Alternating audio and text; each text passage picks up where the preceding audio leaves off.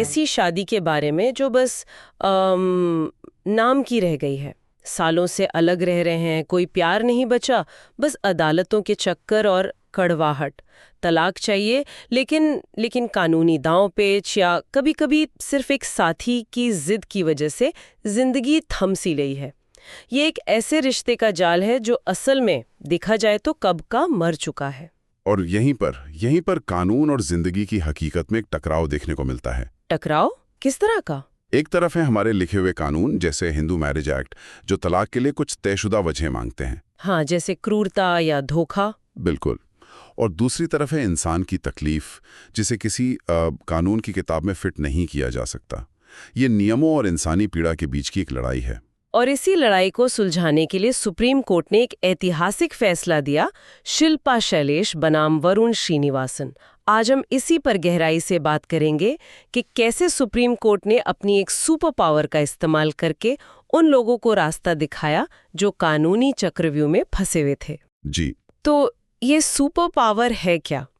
मतलब कहाँ से मिलती है कोर्ट को ये असाधारण शक्ति? ये शक्ति मिलती है संविधान के अनुच्छेद 142 से। अनुच्छेद 142। हाँ, इसे आप सुप्रीम कोर्ट का एक ऐसा विशेष अधिकार समझ सकते हैं जो उसे किसी भी मामले में संपूर्ण न्याय यानी कंप्लीट जस्टिस करने की ताकत देता है। संपूर्ण न्याय? जी, मतलब अगर कोर्ट को लगता है कि कोई बना बनाया कानून या प्रक्रिया न्याय के रास्ते में आ रही है और किसी की पीड़ा बढ़ा रही है, तो वो उससे ऊपर उठकर फैसला दे सकती है। अच्छा, तो ये एक तरह का सेफ्टी वॉल्व है ताकि कानून न्याय पर हावी न हो जाए। तो इस फैसले में कोर्ट ने इस पावर का इस्तेमाल करके क्या बड़े बदलाव किए? इसमें 3 बहुत बड़े और अहम बिंदु हैं। पहला, जो आपसी सहमति से तलाक के लिए 6 महीने का अनिवार्य कूलिंग ऑफ पीरियड होता था। हाँ, जो इंतजार करना पड़ता है। जी, कोर्ट ने कहा कि अगर रिश्ता सुधरने की कोई भी गुंजाइश नहीं बची है, तो इस इंतजार को खत्म किया जा सकता है, क्योंकि ये इंतजार सिर्फ दोनों पक्षों की पीड़ा बढ़ाता है। सही बात है। और दूसरा पॉइंट तो शायद सबसे बड़ा बदलाव है, इर्रिट्रीवेबल ब्रेकडाउन ऑफ मैरिज। यानी जब शादी इस हद तक टूट चुकी हो कि उसे सुधारा ही न जा सके। बिल्कुल, और यही बात इसे ऐतिहासिक बनाती है। सोचिए, अब तक हमारे कानून इस बात पर टिके थे कि तलाक के लिए किसी एक की गलती साबित हो। फॉल्ट थ्योरी जिसे कहते हैं। हाँ, फॉल्ट थ्योरी, क्रूरता, धोखा या कुछ और।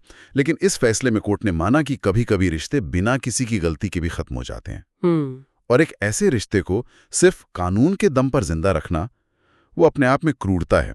तो अब अगर एक पक्ष राजी नहीं भी है, तब भी सुप्रीम कोर्ट शादी को खत्म कर सकता है। लेकिन क्या इससे ये डर नहीं है कि लोग शादी को कम गंभीरता से लेने लगेंगे? मतलब ये सोचकर कि अब बाहर निकलना शायद आसान हो गया है। ये एक बहुत ज़रूरी सवाल है और इसीलिए सुप्रीम कोर्ट ने कुछ शर्तें भी रखी हैं। ये कोई जादू की छड़ी नहीं है। अच्छा। कोर्ट ये शक्ति तभी इस्तेमाल करेगी जब मामला असाधारण हो। वो देखती है कि दोनों पक्ष कितने लंबे समय से अलग रह रहे हैं, अक्सर 6 साल या उससे भी ज्यादा। 6 साल काफी लंबा समय है। जी, और ये भी कि सुलह की सारी कोशिशें नाकाम हो चुकी हों और बच्चों या पत्नी के गुजारे भत्ते जैसे मुद्दों का निपटारा हो चुका हो। तो साफ है ये कोई फैमिली कोर्ट या हाई कोर्ट में मिलने वाला इंस्टेंट तलाक का रास्ता नहीं है। बिल्कुल नहीं। ये सिर्फ सुप्रीम कोर्ट की असाधारण शक्ति है, वो भी बहुत खास मामलों के लिए। जी। और तीसरा बड़ा बिंदु क्या था? तीसरा बिंदु है मामलों को एक साथ खत्म करना।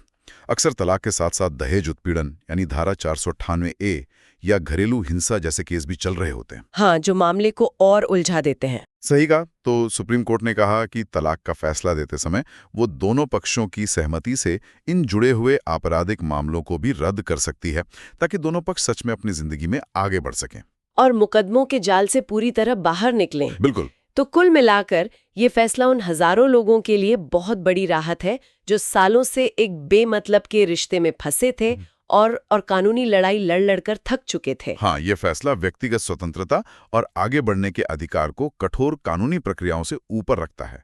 ये मानता है कि कभी-कभी किसी रिश्ते को खत्म हो जाने देना ही न्याय का सबसे बड़ा रूप होता है। ये फैसला यकीनन मानवीय न्याय की तरफ एक बड़ा कदम है, लेकिन ये एक सवाल भी छोड़ जाता है। न्याय करने के लिए एक अदालत को संसद द्वारा बनाए गए कानूनों से ऊपर उठने की शक्ति किस हद तक होनी चाहिए? इस पर विचार जरूर कीजिएगा।